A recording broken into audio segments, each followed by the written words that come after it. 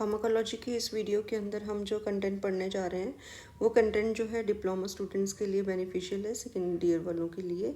और B form की अगर हम बात करें तो 4th, 6th और 7th सेम के स्टूडेंट्स के लिए और नर्सिंग स्टूडेंट्स के लिए बेनिफिशियल है।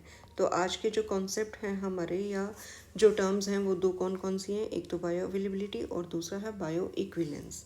सबसे पहले बायो अवेलेबिलिटी, ये दोनों ही टर्म्स जो हैं बायो अवेलेबिलिटी और बायो इक्विलेंस, इन दोनों के प्रोनाउंसिएशंस जो हैं वो बिल्कुल सेम से लगते हैं, ठीक है, लेकिन दोनों में डिफरेंस है। अब क्या डिफरेंस है और ये क्यों जो है ये इनको मेजर किया जाता है, ये पैरामीटर्स क्यों बनाए गए हैं, इनकी हम स्टडी करते हैं। ये लेकिन इतने इंपॉर्टेंट हैं बायो अवेलेबिलिटी और इक्विलेंस, ये 2 मार्क्स का, 5 मार्क्स का, इवन 10 मार्क्स का भी कई बार क्वेश्चन इसका पूछा जा चुका है यूनिवर्सिटी में। तो अब हम शॉर्ट आंसर्स कर रहे हैं क्योंकि, तो आपको बायो अवेलेबिलिटी में लिखना क्या है, 2 मार्क्स के लिए या 3 मार्क्स के लिए अगर पूछ लिया तो बायो अवेलेबिलिटी के अंदर आप सबसे पहले तो एक डेफिनेशन देंगे फर्स्ट नंबर पे, सेकेंड नंबर पे आप एक ग्राफ प्लॉट करेंगे और थर्ड नंबर पे आप फॉर्मूला जो है वो आप इसमें लिखेंगे, ठीक है। डेफिनेशन, ग्राफ और फॉर्मूला। अब डिफाइन कैसे करेंगे बायो अवेलेबिलिटी को, कि बायो अवेलेबिलिटी 2 टर्म से मिलकर बना हुआ है और वो जो 2 टर्म्स हैं वो 2 टर्म कौन सी हैं, एक तो बायो और दूसरा है अवेलेबिलिटी। बायो का मतलब लाइफ या ह्यूमन बॉडी और अवेलेबिलिटी का मतलब है अवेलेबल होना किसी चीज़ का, ठीक है। तो अब यहाँ पर किसके बारे में बात हो रही है, किस चीज़ की अवेलेबिलिटी के बारे में हम बात करेंगे। ऑब्वियस सी बात है, ड्रग के बारे में। फार्माकोलॉजी है तो उसमें ड्रग के अलावा और किसी की बात होती ही नहीं है। तो कितनी मात्रा में जो है वो ड्रग अवेलेबल है बॉडी के अंदर असर पहुँचाने के लिए, ठीक है, असर पहुँचा। तो असर कौन सी ड्रग पहुँचाएगी, जो ब्लड स्ट्रीम में ओरल एडमिनिस्ट्रेशन के बाद पहुँचेगी या सिस्टेमिक सर्कुलेशन में पहुँचेगी। अब इन सारी नॉलेज को हम एक साथ इकट्ठा करते हुए हम इसको डिफ़ाइन करेंगे। डिफ़ाइन कैसे करेंगे, सबसे पहले सिंपल शब्दों में द रेट एंड एक्सटेंट, है ना, एक्सटेंट का मतलब होता है क्वांटिटी, कितनी मात्रा में, ठीक है। The rate and extent to which drug reaches into the blood circulation, कितनी मात्रा में और किस दर के साथ ड्रग के मॉलिक्यूल्स ब्लड में पहुंचते हैं, उसको हम क्या बोलते हैं, बायो अवेलेबिलिटी।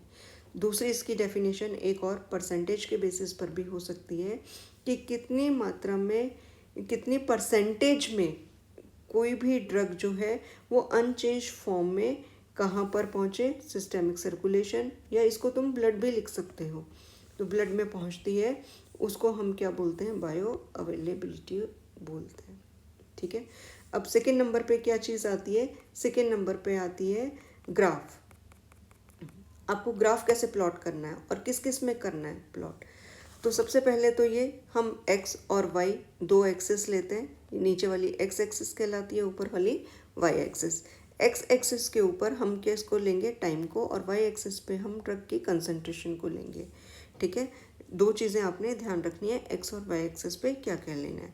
फिर उसके बाद सेकेंड नंबर पर हम 2 तरह के डोजेस फॉर्म यूज़ करते हैं, एक तो ओरल और दूसरा इंट्रावेनस, ठीक है।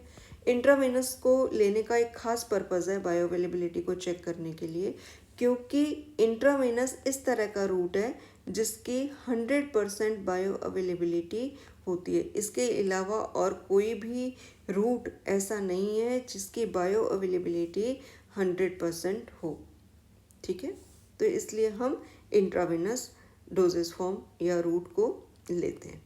अब ग्राफ जो प्लॉट करेंगे वो ग्राफ कैसे करेंगे, सबसे पहले हम जो है वो इंट्रावेनस की बात कर रहे हैं, तो इंट्रावेनस स्टार्टिंग में जो होता है वो मैक्सिमम होता है ब्लड के अंदर, फिर धीरे धीरे धीरे धीरे क्योंकि ड्रग डिस्ट्रीब्यूट होती चली जाती है बॉडी के अंदर, इसलिए उसकी कंसंट्रेशन क्या होने लगती है, गिरने लगती है। तो ग्राफ जो है वो कहाँ कैसे आएगा, ऊपर से नीचे की ओर। हमने इंट्रावेनस के लिए ये ग्राफ बना लिया। सेकेंड ग्राफ हम जो बनाते हैं वो ओरल डोज के लिए, यानी जो हमने स्टमक में इनटेक किया है जिसका, अब वहाँ उसके लिए जो ग्राफ आएगा ये 0 से शुरू होगा और 0 से एक माउंटेन की तरह, पहाड़ की तरह इसकी जो होगी वो स्ट्रक्चर होगी। पहले तो कहाँ 0 से स्टार्ट होकर पीक पर पहुँचेगा और पीक पर पहुँचने के बाद वापस से वो उसकी कंसंट्रेशन कम होनी शुरू हो जाएगी टाइम के साथ। तो तो इस तरह से जब भी हमने दो ग्राफ प्लॉट किए तो दो ग्राफ प्लॉट करने के बाद हमारे पास एक एरिया आ जाता है, एरिया अंडर द कर्व, यानी ओरल के बाद जो एरिया आया उसके अंदर का, ठीक है, कर्व के अंदर का उसका। और ऐसे ही इंट्रावेनस में हायर से हमने कैसा ग्राफ प्लॉट किया है, इधर से ऊपर से नीचे की ओर। तो इसके अंदर तो कोई इस तरह का एक बंद स्ट्रक्चर नहीं बनी, ये ओपन है। तो हम इसको क्या करते हैं, ये ज़ीरो पे तो आ ही जाता है, यहाँ से तो बंद हो गया, इसको यहाँ से बंद करने के लिए हम इसको ज़ीरो से मिला देते हैं ऐसे, ठीक है। तो ये हमारे को ये भी एक एरिया मिल गया। तो एरिया अंडर द कर्व दोनों के, इंट्रावेनस के और ओरल के, इन दोनों का जो अनुपात है या रेशो है उसको हम फॉर्मूले के रूप में लिख देंगे और वो हमारा बायोअवेलेबिलिटी का फॉर्मूला होगा, ठीक है। तो तीन चीज़ें हो गई बायोअवेलेबिलिटी के बारे में, सबसे पहले डेफिनेशन, उसके बाद जो है उसका ग्राफ और तीसरे नंबर पे उसका फॉर्मूला। इसके अलावा चौथे नंबर पे आप जो चीज़ लिखेंगे वो उसका यूज़ है बायोअवेलेबिलिटी का, कि इसको यूज़ क्यों किया जाता है, बायोअवेलेबिलिटी को क्या ज़रूरत क्या है। तो कोई भी जो नई ड्रग हमें डेवलप करते हैं तो उसकी बायोअवेलेबिलिटी चेक की जाती है, ठीक है। और दूसरा डोजिंग, कि उसकी अगर डोज़ हमें बतानी है कि कितनी डोज़ में, अब स्टार्टिंग से तो हमें नहीं पता होता है ना कि नई ड्रग को कितनी डोज़ में दिया जाना चाहिए। तो उसकी डोजिंग सेट करने के लिए, एक स्कीम बनाने के लिए, सिस्टम बनाने के लिए बायो अवेलेबिलिटी को टेस्ट किया जाता है, ठीक है।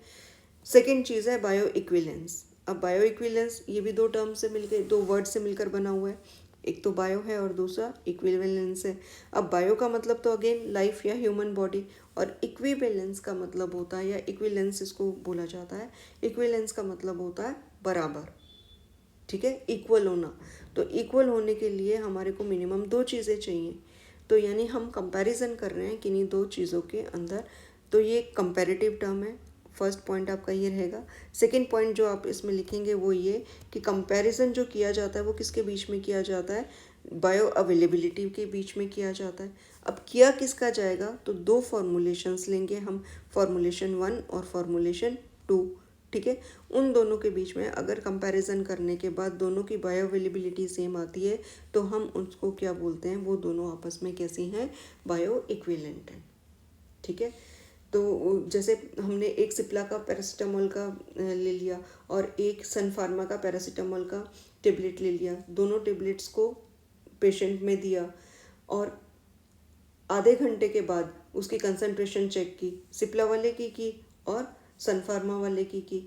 अगर दोनों की कंसंट्रेशन सेम टाइम के बाद सेम आती है तो वो हम उन दोनों ड्रग्स को क्या बोल सकते हैं, वो दोनों आपस में बायो इक्विवेलेंट हैं, ठीक है। और ज़्यादातर ये प्रोसीजर जो है या ये पैरामीटर काम में कब लिया जाता है, ज़्यादातर ये काम में लिया जाता है जब जेनरिक ड्रग के अप्रूवल्स लेने होते हैं। उसमें कंपैरिजन करके स्टैंडर्ड के साथ बताया जाता है कि भाई इस ड्रग का भी जो है बायो अवेलेबिलिटी इसके बराबर है, इसका मतलब ये इसके बायो इक्विवेलेंस है, तो हमें अप्रूवल ग्रांट किया जाए, ठीक है। तो ये दो टर्म्स हैं आज के इस वीडियो की, बायो इक्विवेलेंस और bio availability. Bio equivalence comparative term है और इसमें दो अलग अलग फॉर्मूलेशंस का जो है वो बायो अवेलेबिलिटी को क्या किया जाता है, कंपेयर किया जाता है, ठीक है।